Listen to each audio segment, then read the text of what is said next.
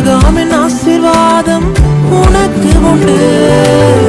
நாளும் நிச்சயமாக முடிவு உண்டு. உன் நம்பிக்கை வீண் போகாது.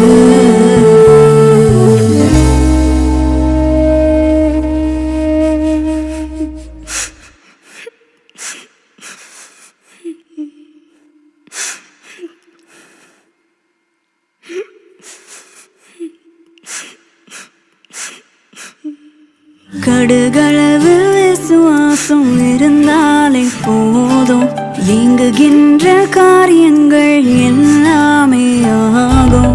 கடுகளவு விசுவாசம் இருந்தாலே போதும், ஏங்குகின்ற காரியங்கள் எல்லாமே ஆகும்.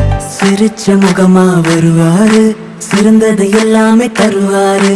சிரிச்ச முகமா வருவாரு,